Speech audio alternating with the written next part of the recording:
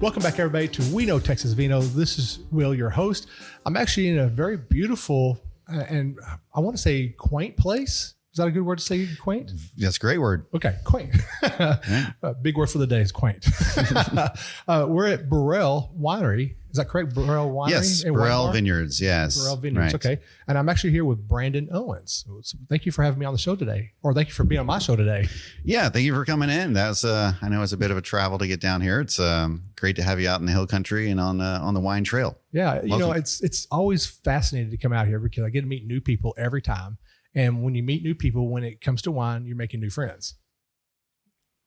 This helps a lot. Opening a cork and pouring a glass does connect you a little bit more. Well, don't they call it, what's the juice they call it? They call it, there's a specific term they use for when you drink, it leaves the nerves.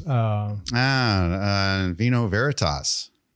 That's a new one. That's a new one. But okay, well, I'll remember it later on in the show. Okay. Before we get into the show here, so I wanted to talk about where people can find us. You can find us on YouTube, Spotify, Pandora, anywhere you get your podcasting platforms, and you can find us at We Know Texas Vino. You can also find us on Facebook at We Know Texas Vino, and of course, our amazing website built by yours truly here at weknowtexasvino.wine. Great website. If you've not been there, check it out. Still working on it though. But everything's a work in progress. It is, you know, and especially when you're a one-man show and you try to do everything and try to keep it as cheap as possible. It is. So, but well, if you're ever satisfied with everything that you've done, then why would you ever do anything more? You know, right? That is a good point. That is a very, very good point.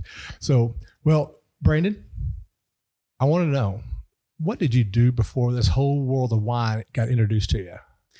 Yeah, everyone's got a backstory, right? You know, so I was in a few different businesses. I'm kind of like a serial entrepreneur.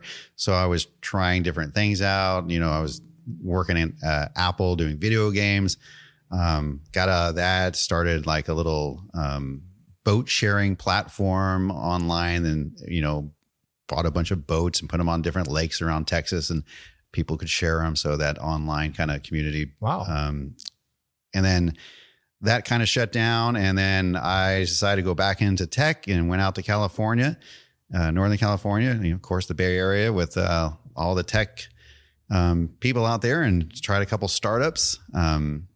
Didn't do very well with them. Mm-hmm. But what I did do well is take a lot of time during COVID to go and explore the wine country.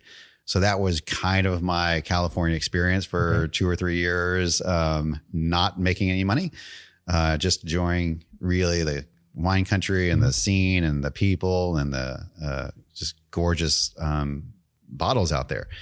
So when it was time to come back home to Texas, I decided to put together a winery and try to get some Texas wine into a world-class category so we can enjoy it out here just like we did out there. Nice. Well, while we're talking about wine, you did actually pour us a wine already to start with this morning. Do you want to talk about that right quick? Sure. Yeah. This is a 2023 Texas Viognier. Okay. Of course, we did brought about half of these down from the High Plains. That's just a beautiful expression. And then we brought also some local fruit from our local vineyards out here, and mixed it up, put it in a neutral oak barrel for 5 months. Gives you a little bit more body, a little bit more texture. Really brought out some tropical notes on it. I get a hint of banana, pineapple, and of course a beautiful citrus blossom right there.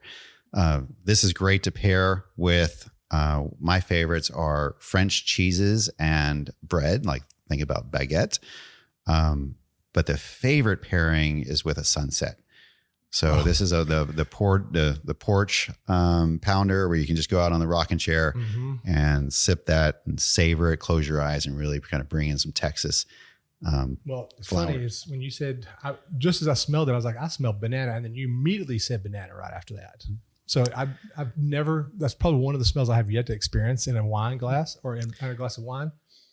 But yeah, that banana is very, it's just sitting there, but it's a beautiful wine. I think that, you know, I'm not a big, if somebody handed me a banana, I would be kind of like just completely whatever. I don't don't care for it. Yeah, I'm not a big banana eater either. I won't look for it. If it said banana on the label, I'd be like, no, I'm not going to stay. I'm going to stay away from it. But it's so subtle in there, and it's this like little tertiary kind of like flavor that pronounces itself at the end, and it's like that's actually pretty delightful. It is. Yeah, I mean, it really is. I mean, and I get a little bit of lemon, so you get the little banana lemon flavor off of it. I like it. It rests on the palate really nice and gentle. Yeah, it's very soft. It's very approachable. Something I think that you can, open up, and many people around the table will enjoy it. That's good. Yeah, and I think this is a great expression. Viognier is kind of like one of our workhorse grapes that grows extremely well out here. It's got Chardonnay notes. It's got resilience. It can really handle our Texas heat, and you can kind of see it shine through in the glass when you pour it. And if you want kind of a Rhone style white, this is, I think, a perfect little example of what Texas can do with Rhone varieties. I think that's the key is find the best grapes that can grow in this climate. And if you look into the Rhone Valley, you'll probably, if you've ever been there, it's just rocky everywhere you can see, all the chalky limestones. And if you think about Texas, very similar, especially the high plains. Oh yeah. The Texas chalk up there. So this is really kind of shining through with that Rhone old world style, but very fresh, very vibrant. Yeah. Yeah, it's absolutely amazing. And I would definitely love having that on a sunset also with some chicken pad thai. That's not as good with anything. Yeah. So, all right. So now you decide you come back to Texas and you're decided to do this whole wine thing here. Where did you come up with this idea for specifically targeting women? Before we get that far down the road, you came down here. What were you looking at exactly for? I mean, you just didn't stumble on this place here by accident and say, this is where I want to do everything. What brought you here? What were you looking for? It was more just a kind of a interest and to kind of explore. So when I first moved out here to Fredericksburg, I dropped my application, just like anybody probably would, at a bunch of different wineries and tasting rooms. And I said, I don't know what I do. I will do, what do you need? A busboy? I will wash dishes, kind of whatever you need. I just want to see what there is to do in this industry. So I got a job up the road and, trying to go for busboy, but they gave me a tasting room manager. And I'm like, okay, let's do that. Okay. So I got to learn from more the management side of how everything works with the wine, the production, all the way through the sales, the training of the staff, everything in that realm. And while I was there, I found a wonderful winemaker, and she was an assistant winemaker. So her name wasn't on any of the bottles. Right. She didn't get any of the recognition, but she made this as actually a Viognier. And I thought it blew my socks off. It was just absolutely gorgeous, better. It's like just tasting a ray of sunshine. And I thought, this is something that's probably not, all the winemakers that I know are all guys. Right. It's probably not something that a lot of either women are attracted to, or maybe they don't get hired, or they don't get promoted. I don't know. But I know that she did a great job. And so I thought, if I were to ever do anything, I would probably want to have her if I could, or somebody that can kind of have that kind of talent. Right. And so when I did decide to leave the tasting room there, I decided to put together a showcase of women winemakers, specifically our Texas ladies making some delicious Texas wine. Right. So it was kind of a collective idea, people that might not have had a presence or a foot here in Fredericksburg. There's 2.5 million people coming down this road all the time. Yep. So I want to just kind of put some things in front of them and see how that worked. And of course, meeting the winemakers and meeting all the industry folks, we just started putting these wines together ourselves and said, okay, let's make some wonderful expressions and release them out here and see if anybody likes them. So we kind of went a little backwards of what most people do in the industry. Most people will probably buy some land, plant some vines, 3 or 5 years later, hire a winemaker, or learn how to make wine, 3 or 5 years later, release that wine, and 3 or 5 years later, either make money or go under. Right. And I thought, I don't have the time for that.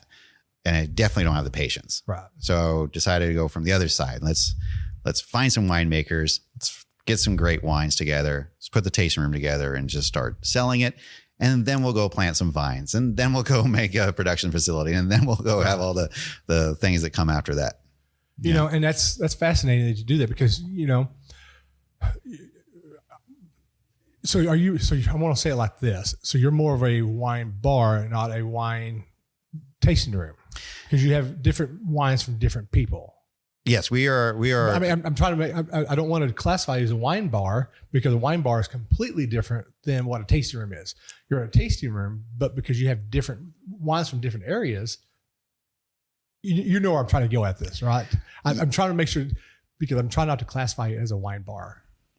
Yeah, and which is fine. And I mean, again, if you're just going out there and buying wine, and people come in and buy a bottle or get a glass and go sit on the patio, that's great. Yeah. No, nothing against that. Right. We really wanted to showcase the winemakers, right. And it's a collective of those ladies. Okay. So we have our wine, of course, the Barelle Vineyards.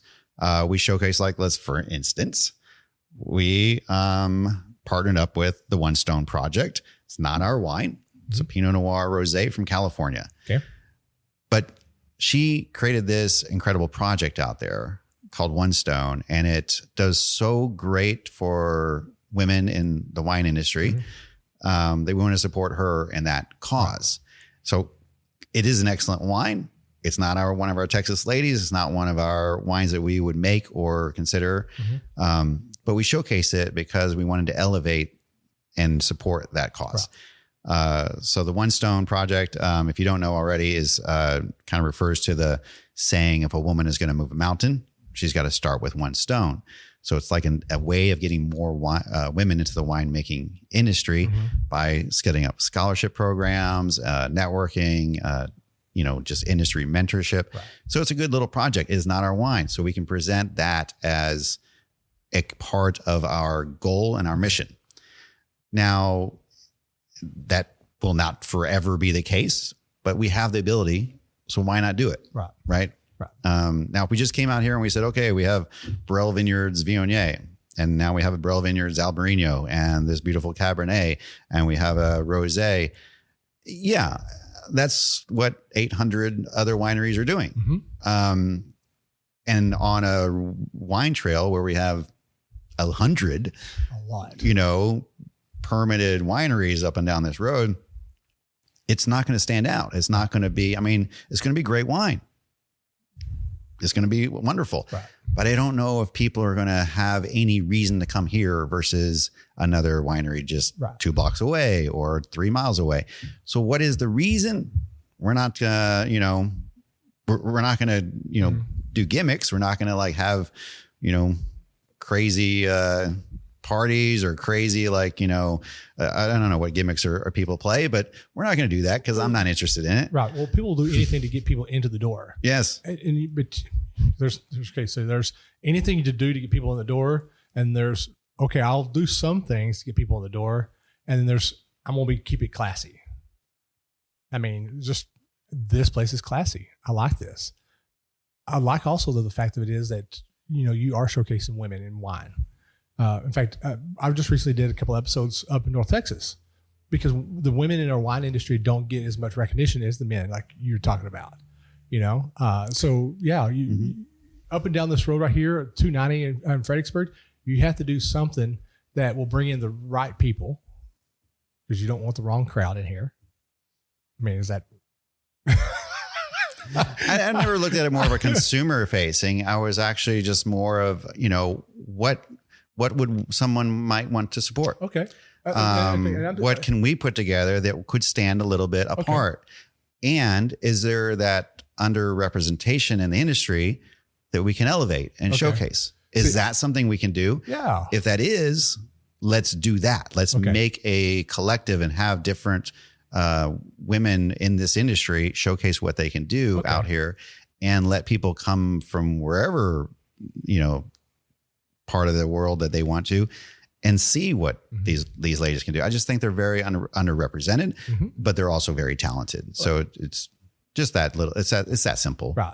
Well, and you know, and I wasn't trying to be offensive, but I'm just saying, you know, there's when you have a tasting room like this, you want to keep it at a certain level. You know, you don't want the party girls to come in here and misrepresent what you've got in here, because I mean, there are people out here that won't take this for what it is. You know, you are representing the female women. Let me rephrase that: the women winemakers, not female, women winemakers of not just in Texas, obviously, but all over the place.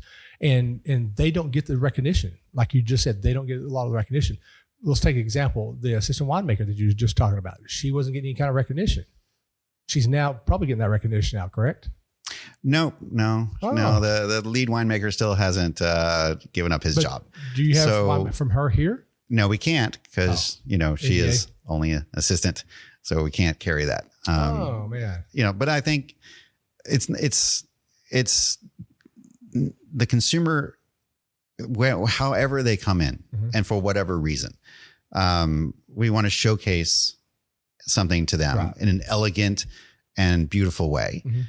And if they're party girls that want to come in and just have a gorgeous glass of rosé on the patio or a bold Alianico, that's great, because maybe one of them came in and said, well, one, I didn't know there was an underrepresented thing.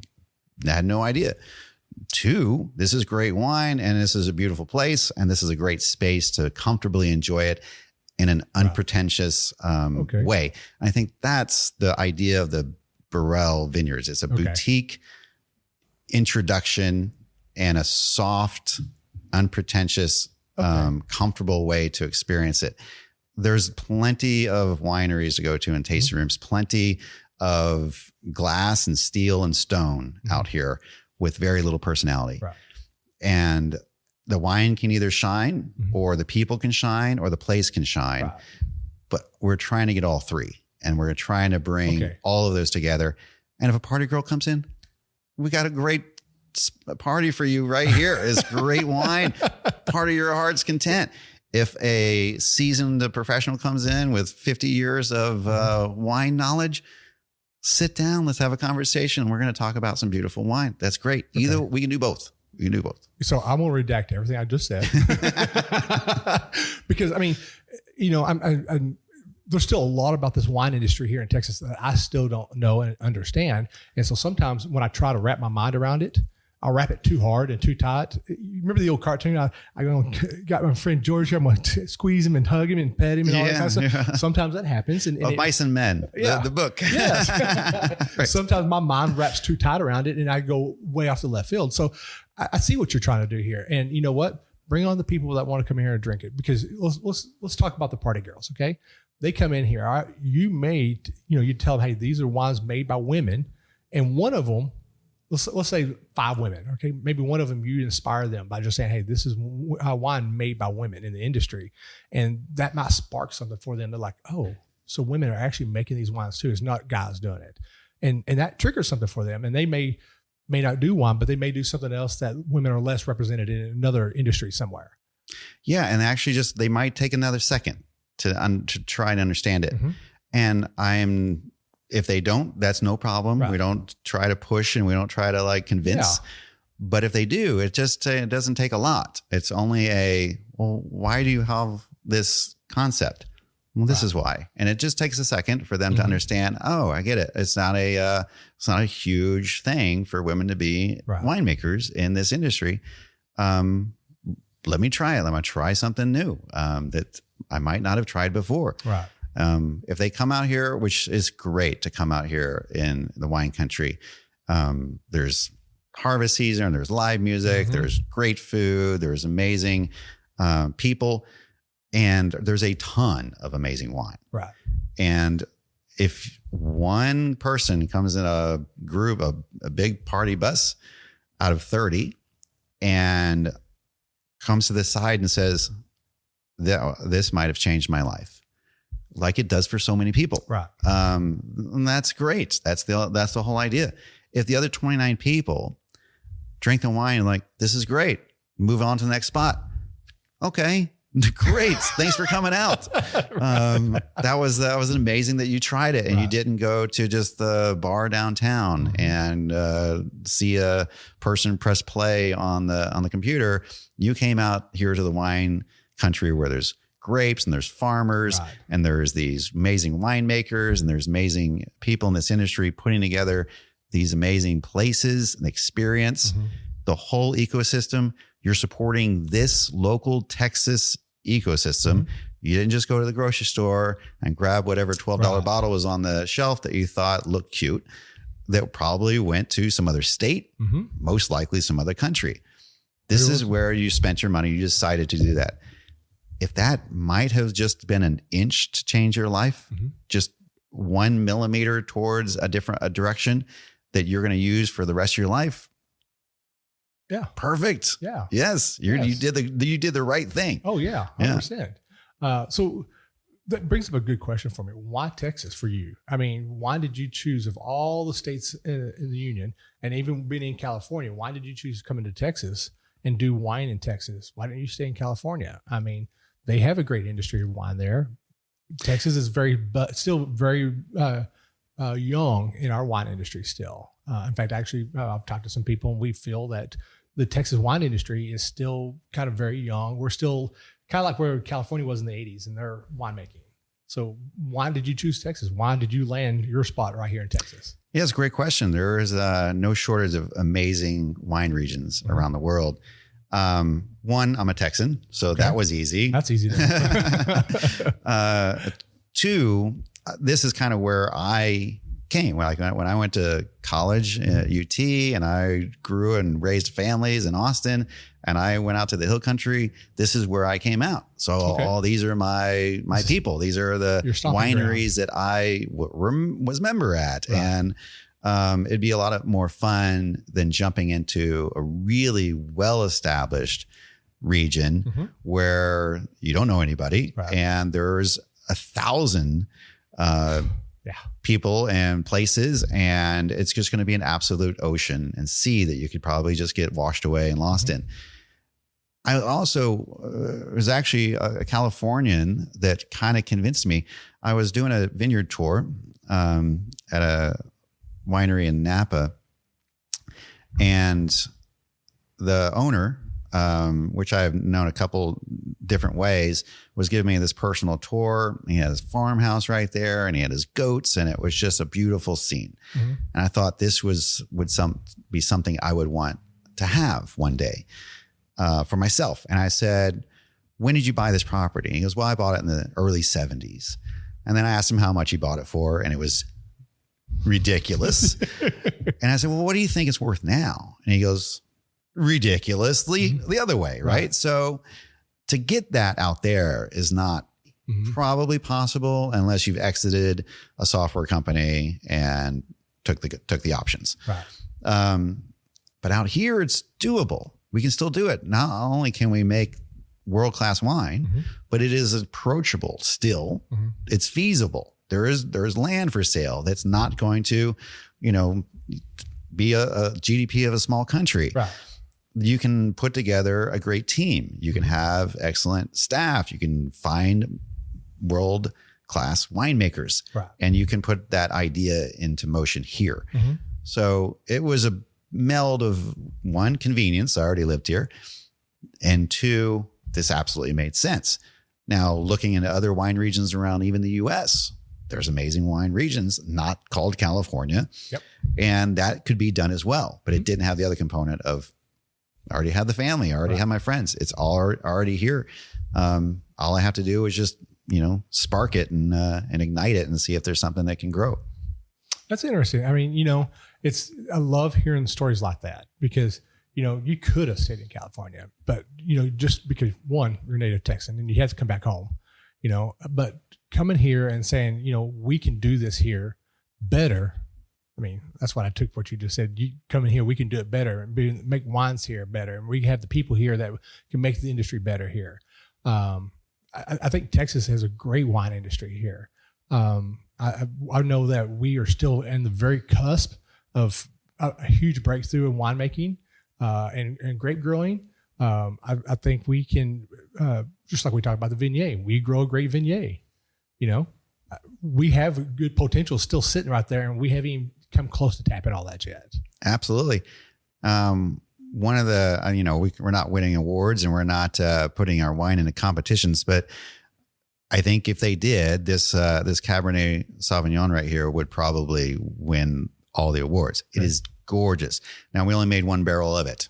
Okay. So there's only 23 cases. There's not a lot. You can't put it out to competitions and try to find awards because you just sent out all your wine. You don't have nothing to sell. Right. You should try it out. Okay. Now, this is a 2021 Cabernet from the Texas High Plains, which we aged 34 months in neutral oak barrel with French oak inserts.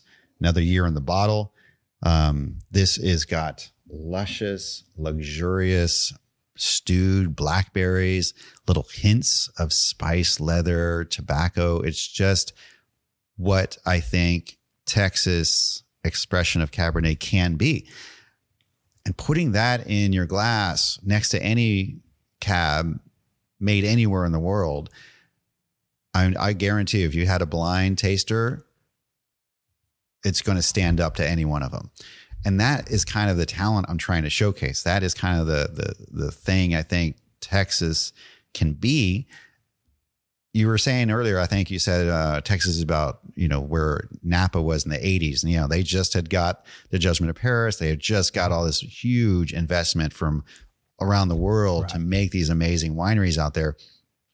Now, I don't know if there can be another Judgment of Paris. I don't know if that can really be a thing with our climate and how large and massive this industry is. But if there could be, I think Texas should jump in and compete now. It's not 40 years behind. Right. It's probably maybe 5 years behind and getting closer to match up, and maybe, will it exceed? I don't need to. As long as you have people that want to support local vineyards and farmers and winemakers, and they don't want to send their money out to another state. Mm-hmm. If it's apples to apples, like, well, this cab is great. That cab is also great. But this one supports my local farmers and vineyards and wineries. Yep. I'm going to get this one. Yep. It's great. Yep. And I think that's the idea. Yeah. So first off, it is amazing, and definitely blind tasting will definitely will win my choice on that one. I like that finish on that. Talk about the blackberry. I got that on the back end. I sat there and waited. And all of a sudden I feel it. It just kind of like slowly just comes up, and I'm like, oh, there you are. Hello. How are you doing? Mm-hmm. Mm-hmm. And I like that. I like when you get a good wine and you sit and you drink it, and you sit and you don't think too hard. And I tell people when they do a tasting, don't think about it too hard, because if you're thinking about it too hard, you're working too hard. Drink it, enjoy it, taste it, taste what you, when you drink it, I'm trying to get the words out here. Okay. When you drink it, don't think too hard of what you're drinking. Let your thoughts all automatically just spit out what you taste. If you taste blackberries right away, say it. Don't sit and wait on it like, oh, did I really taste blackberries or did I taste plum? Say it right away, because then that's what that wine is for you. Definitely blackberries on the back end. I love that cigar taste on it. Well, also because I had cigars last night too. So that's amazing. I love that cap. Yeah, definitely award winner out there. Good job on that one. Yeah, I think that is a really a wonderful thing to present to people. Mm-hmm. And I think, if it can spark an emotion in you, that's a winner, right? Because that's something that you're bringing it into you. That's a hard thing to do. Right. When people go wine tasting, I think they think of it more of, I have to judge, mm-hmm. and I have to evaluate, and I have to rank. And that's not necessarily what you need to do. You need to say, is this bringing any joy to me? Yeah. And that's it. That's it. If it's not bringing joy, don't worry about it. Put it down and go to the next one. Yeah. Does it put a smile on your face? Exactly. It's all that matters. But you made a comment there. And so I made this comment with Hawk Shadow the other night. Time travel is not invented. Actually, that's incorrect. Time travel has been invented for hundreds and hundreds of years, and it's called wine. It takes us to a different time and place. It may not take you fast forward, but it definitely take you back to a place and you take a drink of something and it reminds you of something that happened in the past that made you happy, made you sad, whatever. It's a wine that it allows you to do that. Yeah. I think smell is one of the things that our memories hold on to more than anything else. And I think that is the biggest part of wine. Mm-hmm. If you took smell away from wine, you would have 10% of what you're experiencing now. Oh yeah. And so, that's an invocation of those memories and an invocation of whatever happiness, sadness, exhilaration, anything that you had whenever you were doing, smelling that or tasting that one thing that one time. But it also could be its own. That could have its own new memory. And now you can reference that for the future. Yep. So the future you will come back to this moment and say, oh, I remember that one wine that I had or that one experience or the place or person. And I think that if you can bring that memory with you for the rest of your life, that was valuable. Whatever the cost 100%. Was, it was incredibly valuable for you to take. I don't know if you can get that same or close to the same experience of just pulling the wine off the shelf and opening it and going, by yourself at your home. I don't know if you can have that memory. I don't know if you'll really bring that with you for the rest of your life. That is a really great point. I never really thought about that in that aspect of it because, okay, so let's just say you and I get together, we sit down and you say, hey, I got this wine here. I think you're going to really love it. We pop the cork and we'll pick it up from one of these local wineries here. Okay. Barelle. Okay. Open it up. We take a drink of it and you can see in each other's eyes by the thoughts like, oh my God, this reminds me of such and such date or something like that. Or you say it out loud, you're right. If you go to the store, you're not going to have that same experience. I mean, I haven't. I mean, obviously you haven't either. I mean, it would be very difficult. It would. For your life to be changed for the better in that regard. It typically is the people, somebody presenting what they hold dear to them. If it's in a bottle of wine, that's a wonderful thing to share. Right. Food, wine, and whatever a creative output is, if somebody shares that with you, that was important for them at some point. I think that's the key, for the wine industry to understand is the market it's not the product, it's the experience of the product. Right. And they can bring that forward into really, really beautiful ways if it's the creativeness behind it, like art or entertainment. I think that can be its own guide or future path. If it's just a product that you're like competing, well, this red wine is similar to that red wine and this white wine is similar to that white wine. Then you lose that art. You lose the creativeness behind it. Yeah.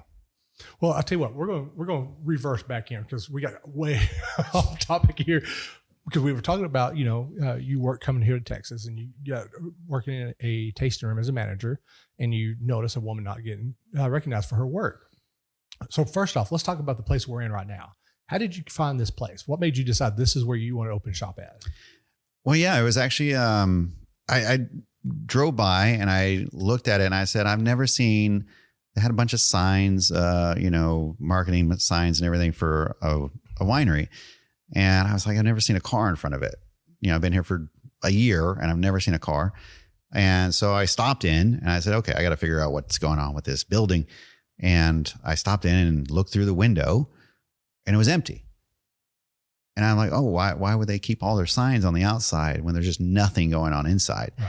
And, a couple of raccoons scurrying around. There was really nothing here. And I'm like, the building is beautiful. It's got to be historic. And so I started researching around, asking neighbors, do you know who has that building? What's going on with it? And I found the number of some guy in Colorado who owned the building and reached out to him. And I'm like, I would like to put a winery and a tasting room together out there. And so, a couple little steps later, we found, they opened the door for us and we came in and we found out, it was actually a historical schoolhouse Wow. that was built in 1902. Okay. So this is all original stone from the old school. We're sitting where the front door right there was before they expanded into the back and made it into an Italian restaurant in the 80s. But this was a one-room school till 1977. Wow. So the teacher, another funny story. The last teacher here, Miss Meyer, she had a class, so I think between kindergarten and third grade. She was also the school bus driver. She would go and pick up all her kids. Why would you need two people to do that? Right. One and drop them all off at the end of the day. She was a winemaker. Oh. Yeah, but not commercial. She made wine for her and her family. And she taught one of our winemakers. So she's the grandma of one of our winemakers. Wow. So that's full circle. Yeah, now. it's a fun little connection with the building just randomly. But it's a fun place to visit. It's got great acoustics. We made it into a beautiful little VIP tasting room that we host Meet the Winemaker events. We host book clubs every month. We host birthday parties, anniversaries, weddings have been done in here. So it's a lot of fun to come out and visit the old school. I always tell people, if you get into the old school here, you're going to learn something every single time. You should. They walk out of here and I asked them, what did you learn? Oh, I didn't know this when I went in the school, and now I walked out. Even if you were only using the school to go right through, you've always learned something. So it's still teaching every day, and all kinds of people. That's, before the show started, we talked about education here. And now that I know this is a school, so fitting, absolutely so fitting. And thank you for presenting that, because I knew it had to be historical just by looking at the building. But the fact of it is, it used to be an old school. That's even better. Right. That would also explain why the desk is sitting right over there. Also. Yeah, that's why all the books and the school chair and the dunce cap and all the ruler and apple and now it all comes together, right? Don't put a paddle over there, because I will be over there getting. Yeah, right. Wow. So, how did you come up with the name? Oh, yeah. Barelle. I wanted something that had kind of a French influence, knowing we were going to do a lot of Rhone style wines. So I just looked and Googled, and what is a French way of saying barrel? Now it's not Barelle. It's like Barelle, but that I can't pronounce. Right. So I said, well, if I just as a Texan said barrel in a French accent, it would probably be named Barelle. And then with the women crafted, theme, we put an extra L and E on the end. So it was Barelle. So it was a women's bar kind of thing. It's, that worked out. Okay. So it's as simple as that. It wasn't any family name or any, and the URL was available. Everything just kind of falls in place. It was easy. Nobody was using it. Yeah. That's funny. Well, I mean, it's not funny, but it's funny how everything kind of like falls together like that sometimes, from finding your place here to finding a name that you're looking for. Sometimes it's just divine intervention. You're at the right place at the right time, and everything just falls together. And you're on something good when that kind of thing happens. Yeah, you're on the right path if the path starts to open up. Mm-hmm. And if the path starts to close down in front of you, you don't know, but you could be. It could just be a challenge you have to overcome. It could be the right path. You just got to get over that hurdle or that obstacle. So I'm not 100% sure, but if the real path shows itself to you, then I think follow it. Why wouldn't you? Why just start walking and see how it goes? Yeah. And sometimes that path will become no path, and it's just a grassy little patch. Sometimes you got to walk through it and make your own create trail. Your own, right? You got to create your own trail. And sometimes you find that path on the other side. Mm-hmm. It's awesome. I like that. I really do. So you got your tasting room here, and you finally got your name on here. How did you convince the women of the wine industry to say, I want to do this? You have a great idea, and you got a great process here. How did you convince them to do that, to fall in with you? Well, that wasn't as hard. We have 2.5 million people that visit this this region, and saying, hey, I want to showcase you. I want to put your portrait up on the wall, and I want to talk about you and your wine. Is that okay? Yeah. They were like, yeah, that's fine. Yeah, let's do that. Okay. Yeah, 100%. Awesome. Because they want that extra exposure. They want that extra recognition. And of course they want to share that creativity with the world. Right. if I had chosen any other theme, I'm sure that would be just as, benefit people would jump into, because we have a great space to explore it. Now, if I, made all kinds of rules for them and said, oh, you can only, do this and you can't do this and you can only do these 3 things, maybe they wouldn't have done it. Now, a couple of people said no, that I asked, but that wasn't because they didn't want to. Right. It's because they didn't make enough wine. And they're like, I don't have enough inventory to give to you, just like our problem is if you sell it all, then what do you have then? Now you got to wait another 2 years before another, batch is ready. So it's not something we could just like make a bunch more and release it next month. Okay. So that was the other thing. So, but I'm, still talking to people, and we still sometimes bring in guest winemakers, and we build our collective to be the strongest examples of what we think Texas can produce. And as long as they're, someone working out hard out there in the industry, either supporting a good thing or producing a good thing, then we're going to, try them out and see if we can, do something and partner up with them. So how many women winemakers do you have currently being showcased here? We showcase our 4 women that are our core collective. And then, of course, we bring in the guest winemakers from time to time. We'll just bring a few cases in. We're not going to have a year supply. So about every month or 2, we'll bring a guest winemaker in, and they get a spot on the tasting sheet, and we explain their story a little bit, and we explain a cause that they're supporting if there is one. Like, for instance, Jennifer Pelka, we supported her with her Une Femme project. Okay. The one woman, she only makes these 2 wines, 2 California sparklings, and she donates a good portion of her proceeds to breast cancer research. So number 1, it's a great wine to drink. We didn't have any sparkling options, so people like that. And 2, it supports a good cause that women can care about and get behind. So I think that's the easy solution when everything kind of partners up and, well together, just do that and have fun with it. And I'm 100% with that right there. I love that. Anytime that we're supporting a cause, I don't care where the wine is made. If we're supporting a cause, let's do it. We should all support each other as humans. We should support each other.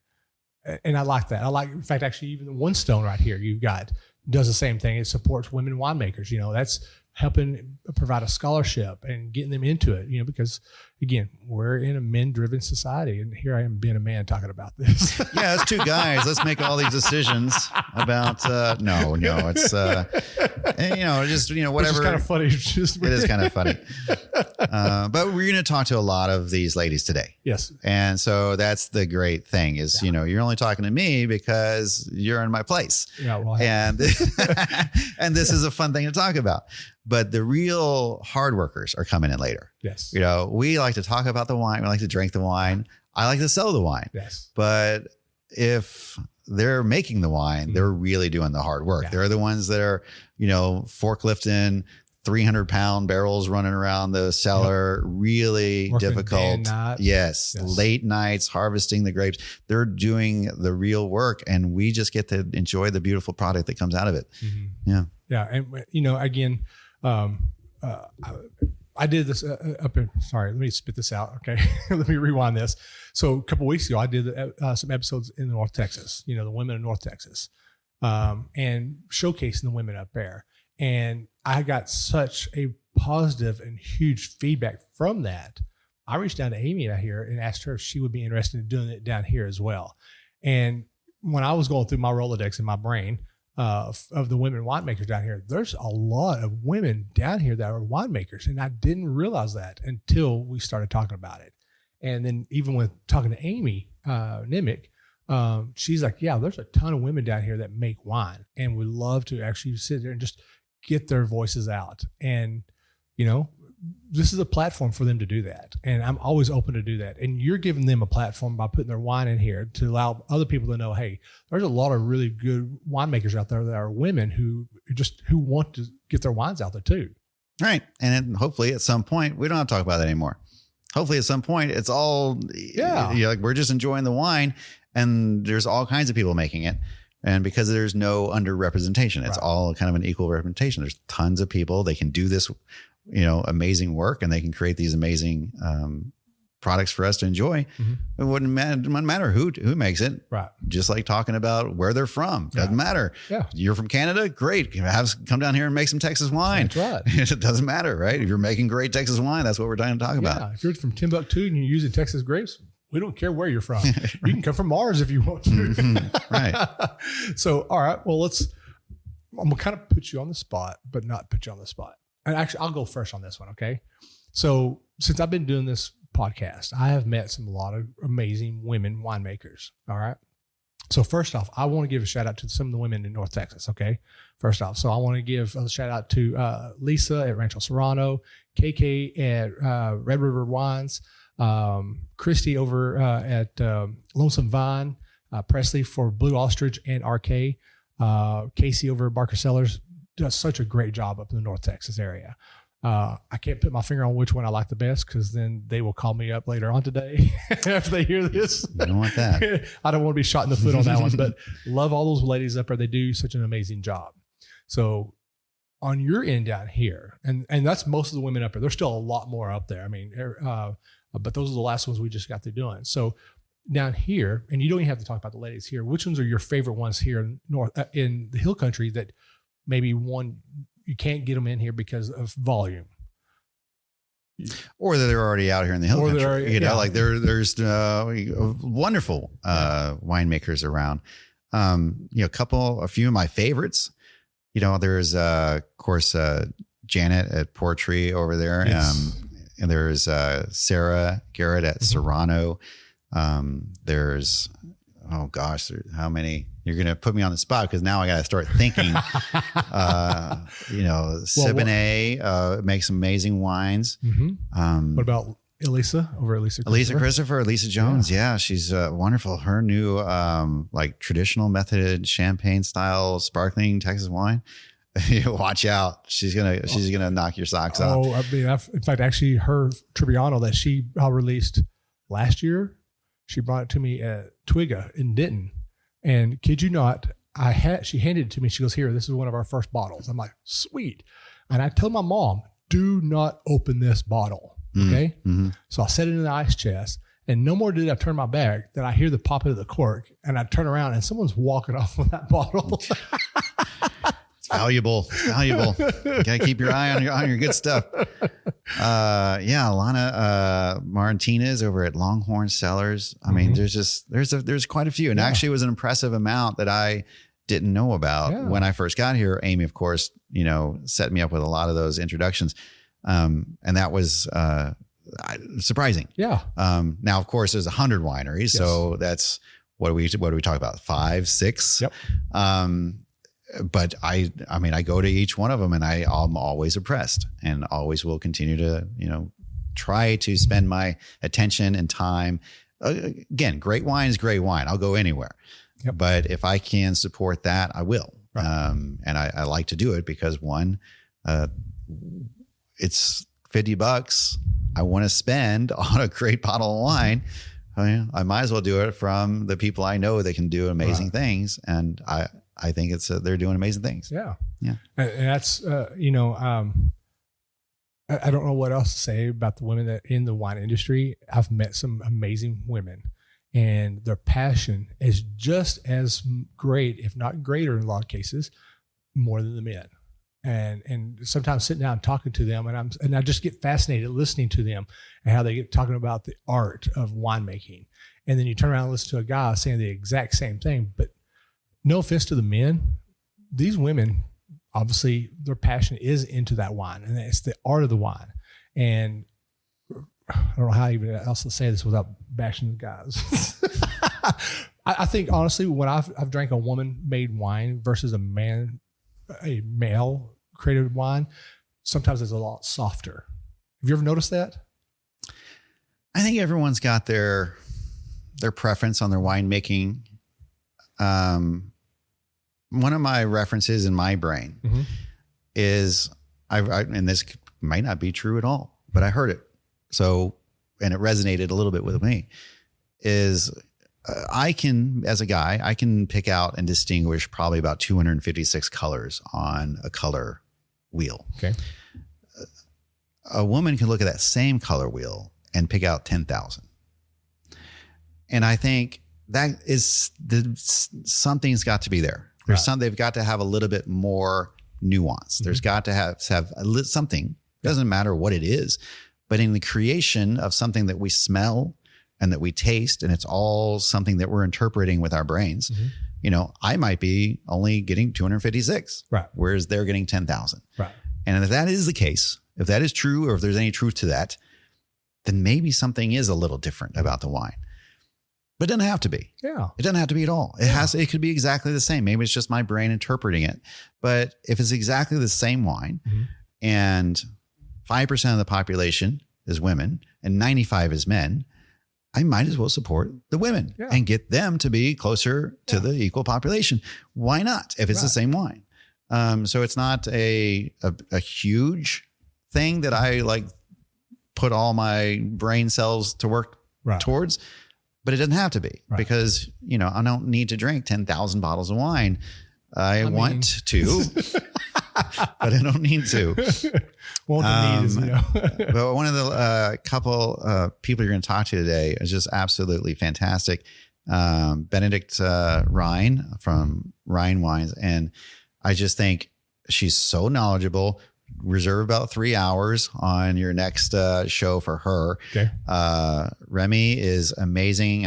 They were both winemakers together, and I initially met them while we were out here, and they were working at a winery, and of course down the road we're not going to steal them or pull them out, but both of them, I think, on their own decided to be inspired to go and create their own brands and create their own labels and wine and their own future. And I think that was inspirational because I found them just because they were working in a winery. I'm like, I didn't know that there were two ladies out there in that cellar doing this amazing wine, but they branched out and they grew something for themselves. And I think that was impressive to me because it's a hard thing to do to have that kind of confidence in yourself. And it's a hard thing to do to have that kind of like ambition and future. And maybe it's easier. I mean, I don't know. Maybe it's easier for guys to do that. But I was impressed that they did. And I'm excited to hear from them. Excited to taste some of their wines, their new stuff that's coming out. I think that's a fun thing. I would want to showcase it if I can and elevate it. If they don't have a tasting room yet, I want to help them with that. And if I can just taste it and be part of it and let the wine speak and let them speak for themselves, then what are we doing? We're just doing the easy stuff again. Letting the artist, create the art and letting the dreamers create the dreams. Yeah. So Brandon, as we're coming to close of this first half, is there anything I didn't touch on, any topic you want to talk about real quick, about your facilities and what you're doing here and the causes that you're supporting? Is there anything I missed? Yeah. I mean, I think there's nothing you missed. No, I mean, that's a pretty in-depth analysis of what we do here. I think the boutique small production is what we're going to always strive for. We want as close of a connection to the consumer, the person that walks through the door, tastes this wine and goes, okay, that person made it and she made it from those grapes and she made it right there. And if that I can convince more people to do, then we have done our job here. Yeah. Okay. Yeah. This is always your time. And so I want to make sure that we showcase what you're doing here and make sure that people understand what you're doing and what you're uplifting people, because we should be uplifting everybody, no matter who they are, what they do in life. And I love what you're doing here. You're uplifting the women of the wine industry.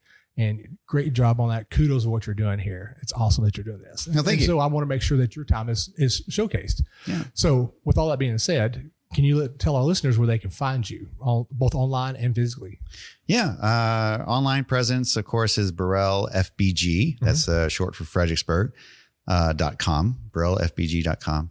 You can find us physically out here on the 290 Wine Trail, which is about 6 minutes from downtown Fredericksburg. Now there's about 99 other wineries you're going to pass to find us, but you'll see us and Google us. You'll come right to us. 6528 US Highway 290 in Fredericksburg. Well, and honestly, I've seen this place many times driving through here, and I've just looked at it in awe. And honestly, I did not know it was a winery. Honestly, I thought it was like multiple shops and boutiques out here, which, there was 4 buildings out here. So, you've got a nice little area right here for everybody to come out. Yeah, it's very nice. And, but don't tell anybody, because then this place is going to be packed and it's just work all the time. Then we're in trouble. We're Well, I'll tell you what, Brandon, we're going to take a little 5-10 minute break, get them kind of stretch our legs a little bit. And then we're going to come back and we'll do a little bit of wine education. And so we're going to kind of give a little hint on what we're going to do. Do you want to give a little hint on that? Well, I think if I wanted to teach anybody, or I want to, tell anybody about something they may not already know, is kind of where they can feel a little bit more knowledgeable about visiting tasting rooms, coming out to the wine country and being comfortable doing it. Not, being afraid, not being afraid to ask questions, not being afraid to understand some things. So that's what I would probably want to talk about. So let's take a little 5-10 minute break. Let's come back and we'll hit that up. Great. All right. Cheers. Hi, this is Eric Beyer of Old Vine, Texas, a new winery tasting room featuring 100% Texas wines from wineries all over the state. We are located in Mansfield, Texas, inside of Ancora Event Center on Broad Street. We have weekly tastings, charcuterie board to enjoy, live music, and a new wine club. Go visit our website at oldvinetexas.com to sign up for our newsletter and learn more. Or you can find us on Facebook and Instagram at Old Vine, Texas. We'll see you soon. Welcome back, everybody, to We Know Texas Vino. I am your host, Will, and I've got Brandon here from Barelle Vineyard. Yes. I try really hard to make sure I say everything correctly, and I have it in my head, and it's like a tape player. Don't forget to say this. Don't forget to say this. And then all of a sudden, when I get ready to say it, somebody hits the stop button on that tape player. As long as somebody comes out and tries to Google Barelle, that's fine. Oh, man. Well, on this segment here, we always do wine education. And you and I had a nice conversation about this, about coming in and doing tastings into the tasting room and understanding how wine tasting is and how it affects you. And then we actually dug a little bit deeper into that. And we talked about, preconceived notions about drinking wine when you drink one. So you want to go ahead and kick this off? Yeah, I think that was a good idea for, I'm sure, your viewers to understand if they don't. I mean, if they do understand it, we're not going to, be giving them a ton of new information other than maybe talking about that one idea of leave your preconceived notions at the door. Right. Just leave the priors right there in the car. Yep. Walk in with an open, adventurous mindset. Correct. You're an explorer when you're coming out to wine country. Mm-hmm. You're out here on a journey. Yep. And you know what your goal is. Yep. Your goal is to find amazing wine. Mm-hmm. And that should be it. Like, period, end of, like, you don't say, I'm going to find amazing wine that's only made from the Cabernet grape. Right. I'm going to find amazing wine that, that's not pink. Mm-hmm. Right. I think that preconceived notion is prevalent in humans in almost anything. I mean, we're pattern seekers. We're pattern finders. We want to create something. I've had it before, so I know what the future, I'm going to have it again. Right. I've had broccoli when I was 5. I never had it again. Right.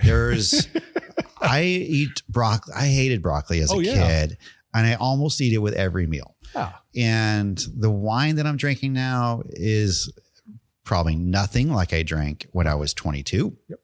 It's probably Strawberry Hill of Booze. 3 or 4 years ago. But yeah, you're right. It was like as kind of sweet, and it had like cherry and strawberry, and it was like kind of like fruity. And I thought that was what wine was like. And I actually didn't like it. Right. I'm like, give me a beer. I'm not going to have that with that swill. Right. Or not trying to move your train of thought.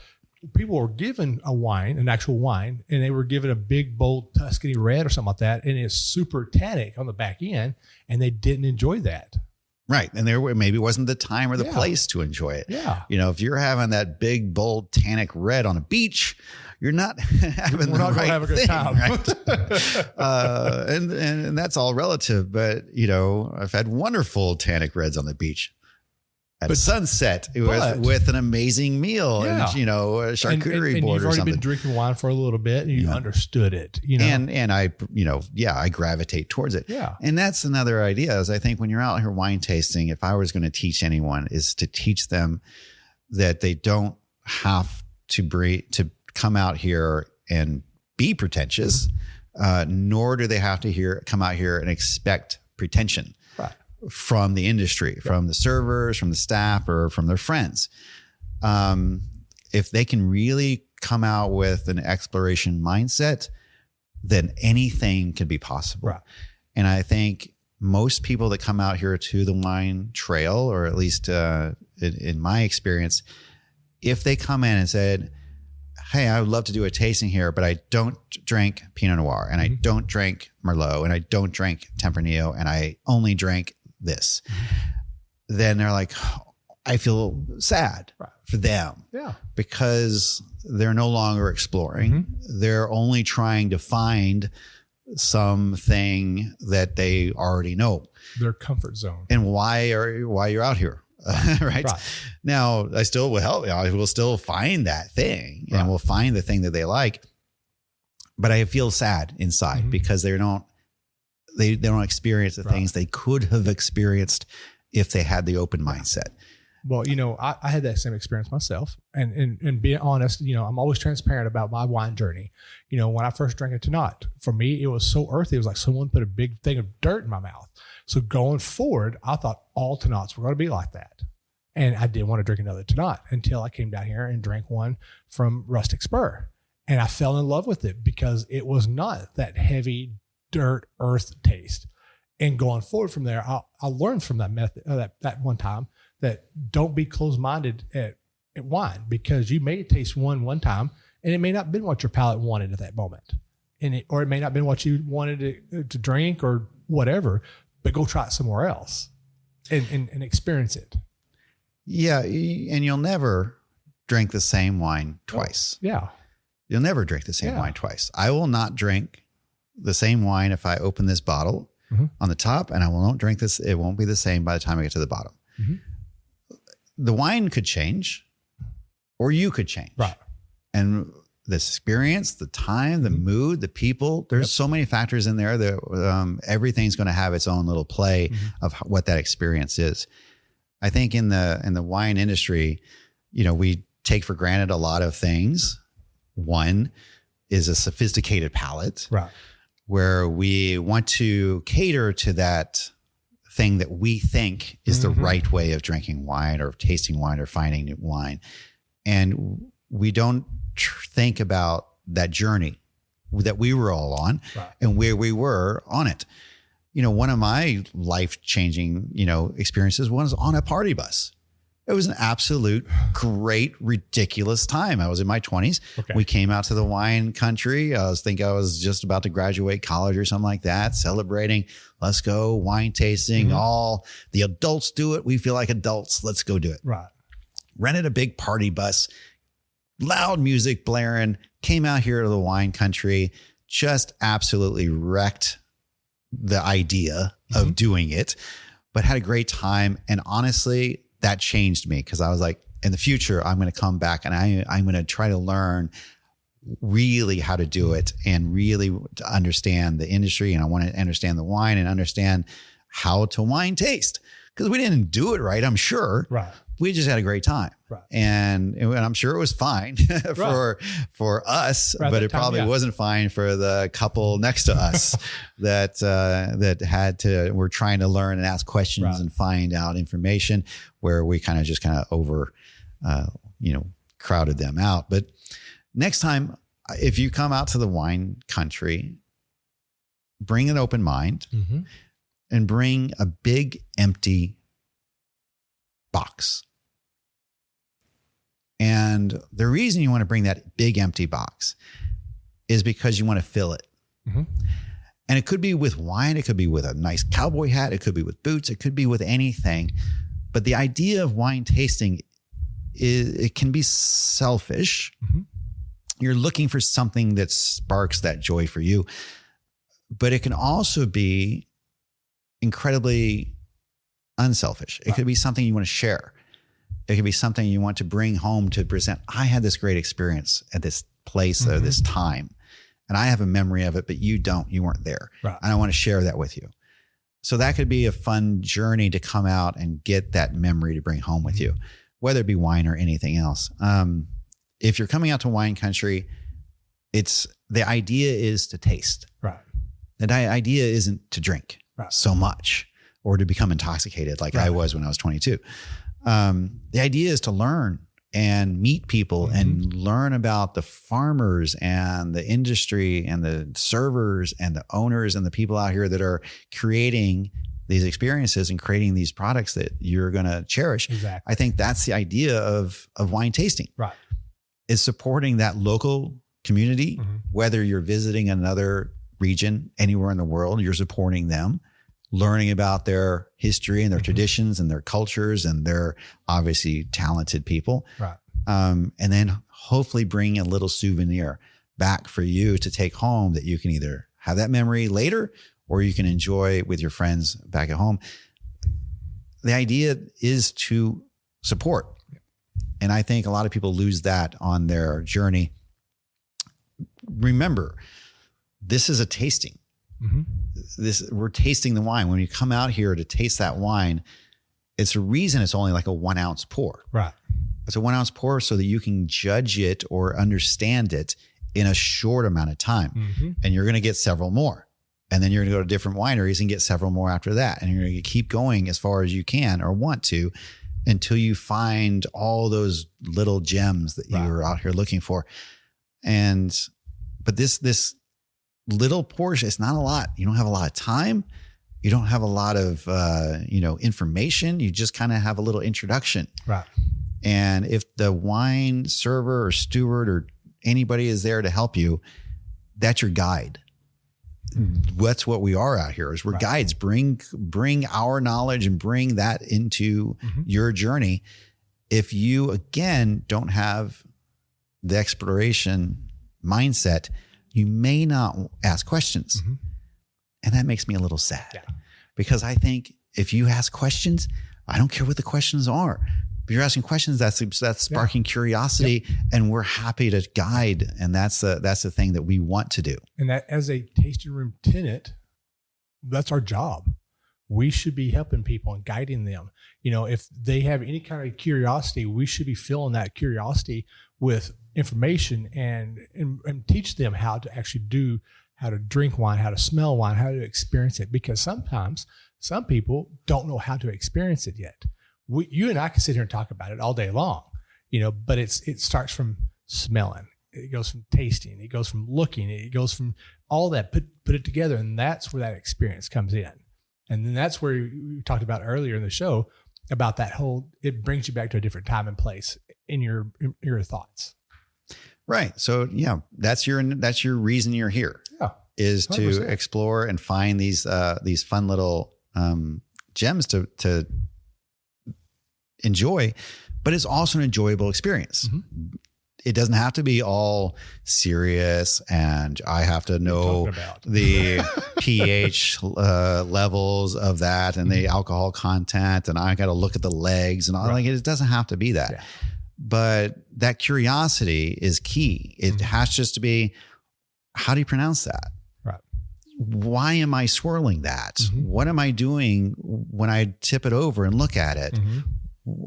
That's okay. I mean, it's okay to ask the wine guide, wherever tasting room you're at, is to say, what do you think is the best way to get to know this, to experience it? And let us go, well, what I might suggest is that you smell it. You put your nose. Yep.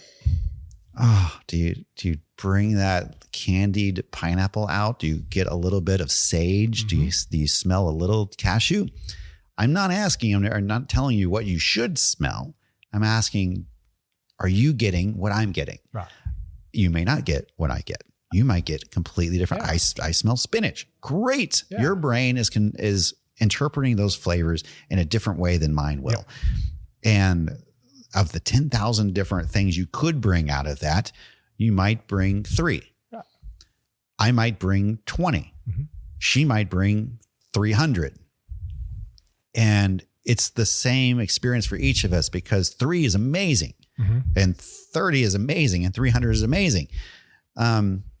If you can get 10,000, like you just make wine. Right. Like you make it like just go. You don't need to be tasting wine. You need to be making it. Yeah. So I think that would be the thing I would teach people, is really to ask questions and understand the etiquette, not etiquette or guides, but really kind of the understanding of what is the best way to experience this. Mm-hmm. Really, that's 100%. What your guide should be able to tell you. Yeah. If the best way to experience it is like, you know what you should do? You should take that glass and you should sit under that tree and you should let that breeze hit your hair, close your eyes, mm-hmm. and taste that wine. Yep. That's the best way to do it. Yeah. And then come back here for the next one. Yeah, I'm gonna use that now in the tasting room. That, again, I love doing the show because I get to hear and talk to people and their experiences. And that right there, you saying that, it brings a whole different level for me, because I love giving wine education. I love to talk to people like that. And you saying go outside and get in the sun and let the wind blow in your hair, or what little hair you have, if you're like me, and close your eyes and drink it. And what are you experiencing at that moment? And that, I'm going to start using that for you, if you don't mind. It's yours and it's everyone's. I mean, it's not mine. We're sharing. It's what is the best experience I can provide for you? Right. And we have this lovely little Trebbiano that one of our winemakers makes, the one that her grandma taught in this school. And I suggest, don't make, but I suggest strongly for everyone to sip that Trebbiano with the books and really experience the history of, one, the time it took to make it, time it took to learn how to make it, with the history of the family and the generations, 7 generations now of winemakers, and where that came through in this one little 1 ounce pour that you're experiencing at this one moment of 100 years of moments. Right. And so if you can just close that outside world of pretense and, my friends are wanting to go to the next place, or they want to go get a beer after this, I'm just going to close this moment for me and have that experience now. That's the best way. Let's do it. I love that. Great job on that. You brought a whole bunch of great points there, and I hope whoever listens to this, it inspires them for their next wine tasting. So, Brandon, I appreciate you being on the show here. It's been definitely an experience. Again, I walk out here learning a whole bunch of new stuff. Right in the school building. Everyone learned something. Everybody learned something. So, well, real quick before we end the show, I just want to hit my sponsors right quick. So, obviously, my top sponsor is Texas Wine Lover. Great little app. You can find it online. You can also find it on your Apple or Android phones. It lists every winery, including Barelle's winery, on there, and make your trip out here and spend a day out here. I mean, there's a lot of great stuff to do here just in this location. Come out here, find you some wine that you like, get to talk to Brandon here, talk to his wine tasting room tenants. They will help you understand what you're looking for in wine, and probably you'll learn something when you walk out of here. And then our second sponsor is Old Vine Texas up in Mansfield, Texas. They bring a lot of the wines from the Hill Country up to North Texas for a lot of people who don't want to travel 4 hours here to the Hill Country. And so they bring some of the best wineries up there. And right now they're showcasing 13 wineries, and they're actually working on expanding their tasting rooms so they can have a whole bunch more, which is amazing what they're doing up there. So if you've not been to Old Vine, Texas, go out there and see Emily and Eric and say hi from Will with We Know Texas Vino. And then my last sponsor, and I had to actually start bringing this on the show because I had some people asking me about what it is. So my other sponsor is High Camp Flask. And if you haven't seen this before, we did a product review online under our Facebook page, YouTube page, High Camp Flask. Nice little package box. It comes in a nice little velvet bag. Close where everybody can see. And you pull the bag off of it, and each end comes off as a wine tumbler. And then the top unscrews, and it makes a nice little seal. And we talked about that seal earlier. That's the seal that locks it in there. Mm-hmm. And when you actually left the wine in there and you open it, it goes psh. So it pressurizes it. So go check this out. It will hold wine up to 24 hours at proper temperature. Take it anywhere you want to go. If you're going camping, if you're traveling down the road and need some emergency wine, you're out in the vineyard working and you need some wine and you don't want to go back in, High Camp Flask is the way to go. So, well, Brandon, every episode I close with wine quotes. And so my wine quotes are getting really, really thin because I've been doing it for 3 years. But I actually found 2 wine quotes that I think it fits perfectly for this moment today. Are you ready? Yes, here. Savoring the essence of time in each lingering sip of wine. I like it. It's great for what we talked about. Mm-hmm. A glass of wine as an invitation to slow down and savor life's moments. I do like that. A glass of wine is an invitation. Yeah. It's going to take time. Yep. Yeah. And 100%. create that memory. Yep. Right. So this is Will. I'm Brandon. And this is We Know Texas Vino. Cheers. All right.